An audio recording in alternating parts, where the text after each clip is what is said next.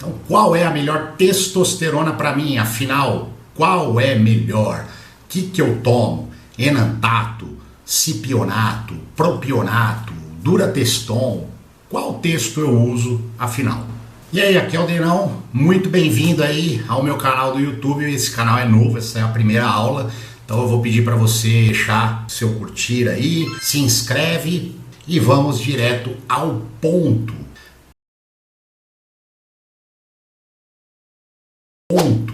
Antes de você usar qualquer tipo de testosterona, você precisa ter um conhecimento sobre a testosterona injetável. A maioria das pessoas hoje não entendem sobre testosterona, sobre éster, absorção, estabilidade, dosagem de verdade, e eu vou trazer tudo isso aqui nessa aula para você. Espero que você goste. Indo direto ao ponto, vamos falar sobre os ésteres de testosterona, tá bom? Então, um éster de testosterona nada mais é do que um tipo de testosterona, tá? Para que a testosterona ela possa ser injetada, ser utilizada por uma pessoa, ela precisa ter uma estabilização, e o éster ele cria isso na testosterona. E aí eu deixei aqui alguns ésteres mais comuns de testosterona que a gente tem, que encontra-se aí, a maioria que você já conhece com certeza, ou já ouviu falar, ou se não conhece também vai conhecer agora, tá? Então nós temos a testosterona cipionato, tá? Ó, tá aí na telinha. Testosterona decanoato, enantato, isobutirato, isocaproato, fenilpropionato, propionato, 1-decanoato, caproato. A testosterona caproato é utilizada muito em um texto pharmagrade, né, de farmácia mesmo, lá dos Estados Unidos. E, bom, cipionato, por exemplo, de testosterona você acha no Deposteron, né? Uma coisa legal de você saber também é que o éster, ele não é exclusivamente da testosterona. Beleza? Então o cipionato ele é um éster. Quando a gente fala cipionato, eu posso estar falando de cipionato no caso da boldenona, da dihidroboldenona ou da testosterona. Então esses são os ésteres mais comuns, e temos também os ésteres incomuns. Tá aí na tela para você ver, tá? É mais incomum de você ver, de você encontrar. Tem uns que nem existem mais para venda nem nada. Essa testosterona aqui, tá? Testosterona hexahidrobenzilcarbonato, é o mesmo. Esse hexahidrobenzilcarbonato, ele é o éster que está naquela trembohexa. Não sei se você já ouviu falar dessa trembolona, mas é uma trembolona que ela tem uma ligação diferente da tremboacetato, por exemplo, né? E aí a gente tem também um aqui, ó, legal, que é o valerato, né? Esse éster, ele é muito presente geralmente no estradiol, né? Então, se você for na farmácia, você encontra os comprimidinhos de estradiol, e se você ler lá qual é a ligação no estradiol, você vai encontrar o valerato. Bom, e qual a principal diferença, assim, dos esteroides, né, dos ésters? Bom, e existe também uma curiosidade para você saber, eu vou até fazer uma aula à parte sobre isso depois. Um éster de testosterona, né, e outros tipos de éster de hormônios, geralmente eles precisam ser feitos em um veículo oleoso. E existem vários tipos de óleos feitos para cozinhar a testosterona, né? E a gente tem diferentes tipos de óleos sendo utilizados na produção de testosterona. Na Durateston, se você olhar na bula, o veículo oleoso é o óleo de amendoim. A Nebido, que é uma texto de farmácia também, você vai encontrar o óleo de rícino. Então existem diferentes tipos de óleos por conta da temperatura que o éster e o produto, o hormônio no caso, tem que ser mantido, né? Existe uma temperatura exclusiva e tudo mais. Eu vou trazer isso numa aula exclusiva mesmo, porque tem um conteúdinho denso para você entender. Beleza? Então, voltando aos ésteres aqui, quando nós utilizamos, injetamos, no caso, a testosterona, ela precisa ser ativada no nosso corpo antes de ser carregada e depois absorvida. E quem faz essa ativação, quando você aplica a testosterona, é uma enzima chamada carboxilesterase. Essa enzima, ela vai ativar, e depois quem transporta é o SHBG, que você já deve ter ouvido falar, é uma proteína, e temos também a albumina, que fazem o transporte, o carregamento das moléculas de testosterona para determinadas funções do nosso organismo. Mais vulgarmente falando, né, na bioquímica eu digo, é hipertrofia muscular. Uma coisa legal de você saber também é que o local da aplicação conta muito na absorção, tá? Eu vou deixar um estudo depois, esse estudo ele vai estar dentro do meu grupo de WhatsApp. Clica lá e entra no grupo para você ver esse estudo depois.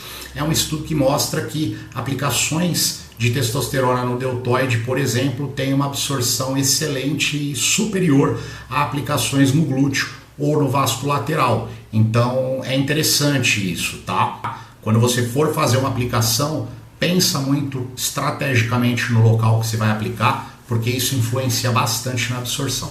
E ó, se inscreve aí no meu canal, tá bom? Como eu falei, esse vídeo aqui é o meu primeiro vídeo, então quero que você se inscreva, se você quiser, logicamente, aproveitar conteúdo bom, conhecimento diferenciado e aprender a dominar melhor os hormônios. Carbonos no éster, né? Os átomos de carbonos. Talvez você já saiba disso, mas considerando que você não saiba, cada tipo de éster de testosterona, de éster no caso, tá? Vai ter a sua quantidade de carbono, tá? Então cada éster ele tem uma quantidade de átomos de carbono que é ligado na testosterona, e essa quantidade de átomos de carbono é responsável pela meia-vida da testosterona. Então, quando nós falamos sobre meia-vida de testosterona, estamos falando de éster e de carbonos também. Então, como eu deixei listado aí para você, dá uma olhadinha no propionato. A meia-vida média do propionato é de 1 a 4 dias e ele tem 3 átomos de carbono. O isocaproato, por exemplo, é um outro tipo de éster de testo, 3 a 11 dias, e ele tem o dobro de átomos do propionato. Mas veja que essa variação de dias aí, ela não é igual ao dobro de carbonos, tá? Porque a reação de absorção é diferente também. Então não é o dobro pelo dobro, beleza? Enantato conta com uma meia-vida média de 4 a 10 dias, 7 átomos de carbono. O cipionato, 8 a 11 dias, sendo 8 átomos de carbono. E cada um desses ésters vai reagir diferente em cada pessoa. Isso é um fato. A gente vai falar mais disso lá no final da aula. A gente faz o fechamento com esse tema, tá? E a meia-vida, ela sempre vai depender também da individualidade da pessoa.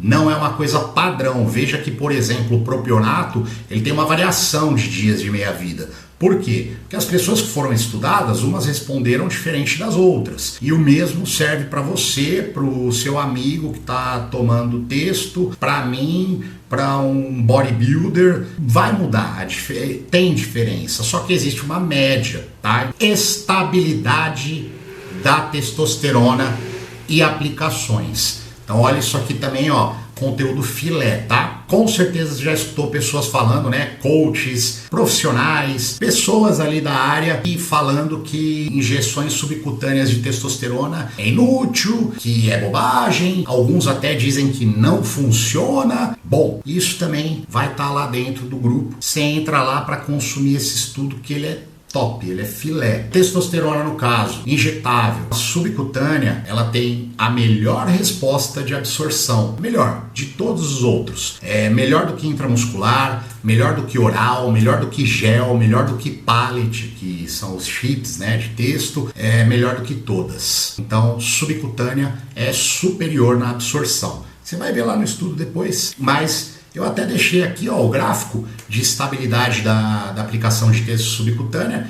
Então existe a forma que você utiliza um determinado medicamento, uma testosterona, vai ter uma reação diferente na hora da absorção, da estabilização na corrente sanguínea, beleza? Agora existe um pequeno problema. Se você é um cara que está com BF alto, BF no caso percentual de gordura, vulgarmente falando, você tá gordinho, tá barrigudinho, que vai acontecer? Se você fizer uma aplicação subcutânea, que geralmente a gente faz essa aplicação na região do umbigo, o que vai acontecer? Muita gordura subcutânea vai ter uma reação negativa na hora de ter a absorção do óleo e da testosterona. Diferente se você tivesse um percentual de gordura baixo, onde tem ali mais pele, água e músculo, por exemplo.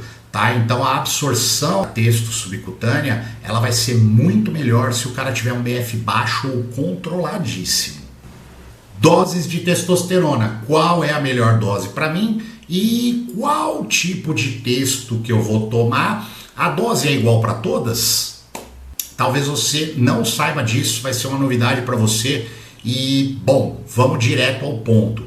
100 mg de propionato de testosterona é diferente de 100 mg de enantato de testosterona. Como assim, Denão? Bom, cada tipo de éster de testosterona, no caso eu citei o propionato e citei o enantato, tá? A gente está falando da testosterona exclusivamente. Citei esses dois ésteres. Cada um tem uma porcentagem que transforma a testosterona em inativa por conta dessa ligação do éster, tá? Então existe uma margem aí de erro, né? Onde o éster, entre aspas, rouba uma quantidade de testosterona do ml.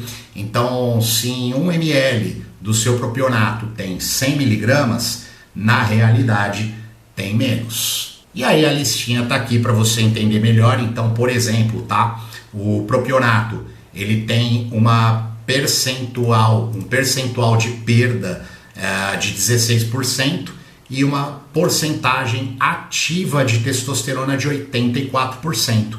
Isso em 100 mg, tá? Tô falando em miligramas, não em ml, tá? Apenas se o seu ml tiver 100 mg, aí bate com o que eu tô falando.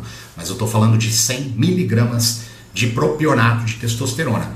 E aqui tem aí também, ó, o enantato. 100 mg de enantato tem uma perda de 28% por conta dessa inativação do éster, enquanto fica livre aí apenas 72% de testosterona. Ou seja, em 100 mg de propionato, nós temos 84 mg de testosterona ativa. E no caso do enantato, nós temos 72 mg de testosterona ativa. Os outros estão aí listadinhos para você ver, tá? Então tá aqui, tá? Ó. Cipionato tem 30% de perda pelo éster e 70% de testo ativa. Então, em 100 mg de cipionato, você tem 70 mg de testosterona ativa, beleza? E o Durateston, por exemplo, olha aí o Durateston. Ele tem uma perda de 29,6% pelos ésters, né? Porque o Durateston são 4 tipos de ésters. E a ativa mesmo são 70,4%. Tanto que se você pegar a bula do Durateston e der uma olhada, você vai ver lá que testosterona disponível, ativa, vai ter algo assim, eu não lembro direito como tá lá na bula. Vai estar escrito 176 mg. E aí você fazendo esses cálculos aqui, você encontra perfeitamente a 176 mg. Então, só para você entender também, tá? Se você pegar 200 mg de cipionato, a gente dobra, né? Então, pô, beleza. Se é um deposteron, tá? Por isso que eu falei do cipionato. Se é um deposteron, que na ampola tem 200 mg ali de cipionato de testosterona, então naquela ampola contém 140 mg totais, porque em cada ml tem 70 mg. Isso aí, matemática básica, certo? Só você fazer as contas de acordo com as miligramas e as porcentagens. Bom, e assim, ó, toda essa absorção, né, a dosagem real, melhor absorção, tudo isso vai ser assim comandado pela tua receptividade androgênica, tá? Então tem pessoas que têm um maior número de receptores para testosterona, outras menos. Então depende muito da individualidade, tá? Tem pessoas que reagem muito bem com 176 mg de testo ativa vindo da Dura, tem pessoas que não. Então vai depender muito da individualidade também da pessoa, tá? Então qual é a melhor testosterona para você ou para mim? Testar, tá? Então o ideal é que você pegue os ésteres mais comuns que a gente tem, tá? Porque a gente tem enantato, cipionato, temos os ésteres de durateston, né? Que é o durateston ou sustanon, e temos aí o propionato. Então, são os mais usados para utilizar hormônio em formato de ciclo e estética ou em TRT. Teste. O que eu faria? Pegaria um mês e usaria só propionato. No outro mês eu usaria um mês inteiro de enantato, no outro um inteirinho de cipionato e no outro um inteirinho de durateston. Então, para cada mês aí eu vou usar um tipo de éster apenas, um tipo de texto aí, só para poder entender qual é a melhor que vai reagir em mim. E a gente pode pensar lá naquela enzima que a gente falou lá atrás, carboxilesterase. Essa enzima ela tem uma reação diferente a cada tipo de éster na hora de torná-lo ativo. Então tem pessoas que têm uma recepção maior ali para o propionato por essa enzima, outras pelo enantato, outras pelo cipionato. Isso é algo que não tem como ninguém mensurar, então é impossível eu falar para você que o propionato é o melhor de todos, ou que o cipionato, ou que o enantato. E quem fala isso está mentindo. Mas a verdade é essa. No mundo dos hormônios, em todos os tipos dos hormônios, todos nós temos uma receptividade diferente a eles. E é justamente por isso que você precisa aprofundar o seu conhecimento com hormônios, com éster, com questão de absorção, com questão de ativação, qual óleo que usou. Se você tiver realmente uma base de conhecimento muito boa, você consegue dominar melhor essa questão aí de qual é o melhor para mim. E última dica, se você for utilizar enantato ou cipionato no teu ciclo, procure utilizar uma frequência de aplicação ali de 2 vezes na semana, apenas se você tiver noção de qual é o óleo que tem dentro ali do produto. Por exemplo, se for o óleo de amendoim ou de ricino, que geralmente está presente em testosteronas mais longas, de meia-vida mais longa, aí tudo bem. Agora, se você não tem certeza por conta do lab ser underground, toma cuidado nas aplicações muito espaçadas por conta dos picos, que eles que trazem as reações negativas de efeitos colaterais na gente. Beleza? O grupo do WhatsApp tá aí na descrição. E se inscreve aí no canal, deixa sua curtida e comenta se você gostou. Um abraço.